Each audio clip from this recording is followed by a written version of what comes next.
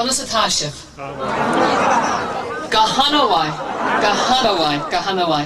Why wouldn't we be Gahanawai? Here we are on what some people call the first day of spring, and you could actually believe it today, couldn't you? It really is a very beautiful day.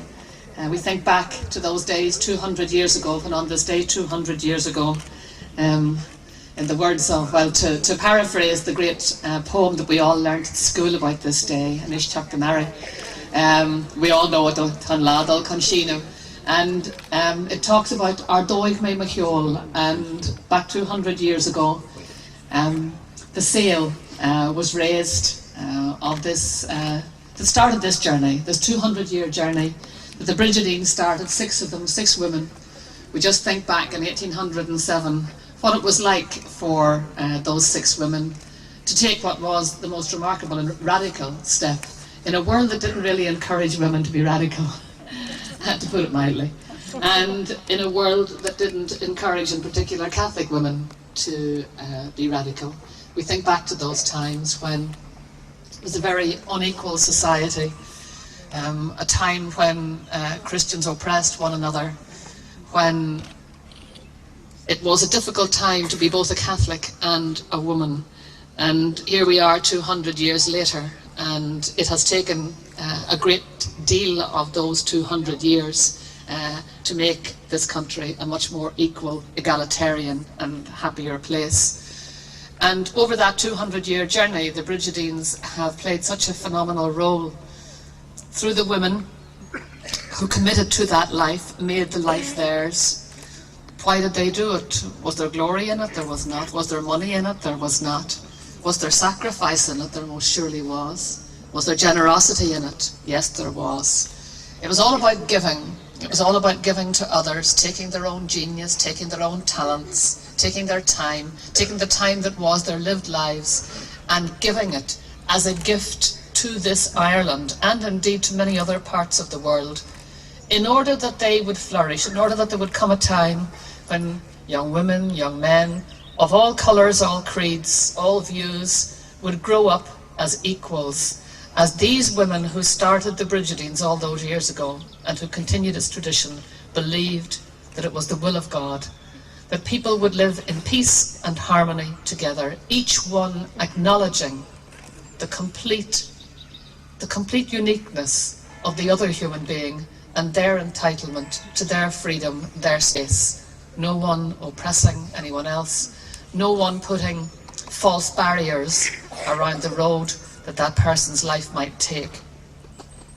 So we owe a lot to those first 6 women, and we owe a lot to the many, many Brigidines who have, since that time, taken on that mantle, handed on that baton, and in their own way planted all those acorns over the years.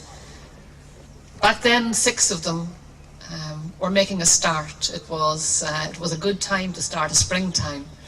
And the order has known great summers, great autumns. But I think that for the 80 or so women who now comprise the order in this part of the world, they may be feeling on this 200th anniversary that maybe there is a hint of winter around as they grow older, and as they look behind them and see that very few now take on this vocation. And to them, I want to say something particularly important, because it is this, that, even oak trees do not last forever.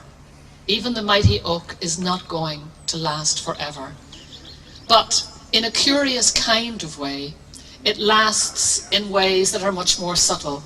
It lasts through the acorns and the saplings that it has grown, the new life that it has by its very presence, and its presence alone, given life to. And so we look at the work that has been done by the Brigidines over 200 years, and we first of all are extraordinarily grateful for it. And we say to them, a job incredibly well done, brilliantly done, done with such heart, done with such passion, done with such love, such a huge investment in our country and in countries very, very far away, that brought the name of Ireland to those countries and brought an image of Ireland, of a place with a heart with a caring heart for the poor and the marginalised of the world that we in this generation benefit from, for we have so many friends around the world that you have helped us make. So first of all, we owe you a huge debt of gratitude, but we also owe you enormous support and encouragement in these days with that hint of winter about them. Because it's important that we say to you that while that's how it may appear, please be reassured there are many, many, many saplings growing. There are many, many people who have taken the Brigidine charism, have made it their own, and are living the Brigidine charism in all sorts of lives and in all sorts of places. So in fact, you are still watching the full spring, the full summer of your work. And indeed, please God, will continue to do so for many generations to come. This work, this charism, that in today's world finds so much common cause with the poorest of the poor, with marginalised communities here in Ireland, that makes friends of those who are newcomers to Ireland, understanding the extraordinary pain that it is to lift your family, come away from your own culture, from your mother, your father, your aunts, your uncles, your familiar hearth, to come to a strange place to seek to make a new life. The Brigidines have made great friends with those who have come here and been their friends, with our own travelling community who over many generations have experienced such marginalisation, and for whom we now hope that in a very short period of time that they too will feel the benefits, the huge benefits that Ireland is currently experiencing, that it will course through the travelling community so that those children and their children's children will see their full genius flourish in peace and in the fulfilment of heart and the peace of mind that comes from knowing that your children are not only fully accepted but have every opportunity to make their greatest contribution to life around them. The Brigidines making common cause with our travelling community, making common cause with women who are, and children for that matter, who are trafficked by criminal gangs all over the world, who have no concept of human dignity, no concept of respect for the human person. And there again we find the Brigidines with that special charism, those special hands, and that phenomenal heart that they have. So to each of you, and to those of you who belong to that extraordinary band of just over 80, where once you could be numbered in thousands, I say to you, you're entitled to our encouragement for the next 200 years that lie ahead. And we wish you well in it.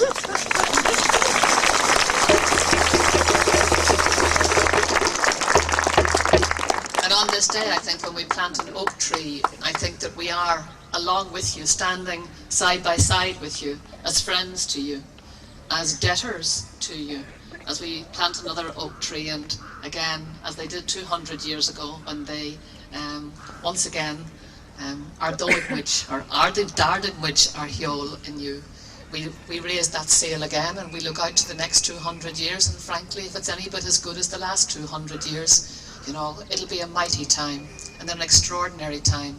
And we know it will be a wonderful time because we look at what has happened over the course of the last 200 years, and in particular, we look at our homeland and the huge changes that have taken place even in the last decade. So much so that our children, the smaller children who are here, will probably have no concept whatever, none whatever, of an Ireland that was anything but multicultural, high-achieving and confident. Isn't that an extraordinary thing? An extraordinary thing. But a very important thing, that world that has so much materially would continue to have that Brigidine charism also in its heart. That heart of care for one another. That heart that makes community and that looks out for those who are hurting, those who are falling through the gaps. It was a huge gap that the Brigidines came to fill 200 years ago. And thank goodness that gap has just got smaller and smaller and smaller, thanks to the Brigidines. God bless every one of you. Thank you for that vocation, and thank you for allowing us to join you on this amazing day of celebration. And thanks to all those who have made this celebration just so very special, so meaningful, so moving, but especially to the Brigidines. enjoy every bit of it. You've certainly earned it the hard way. Gur míle maith.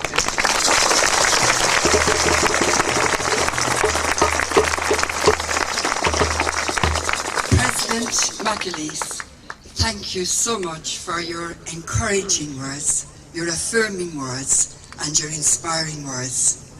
You have enhanced and enriched this day for us in a very significant way.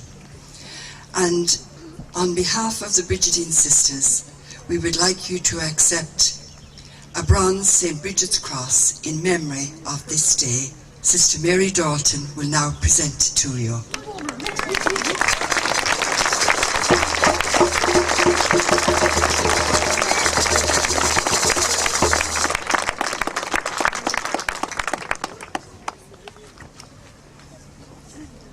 A Uachtarán na hÉireann, gur raibh míle maith agat bheith anseo inniuh, agus inis tá brona oring a rá, slán na bhaile, agus go nairi an bortha leat, agus fé bhrat bríde, go raibh tú agus de clown I gcónaí, gur raibh míle maith agat.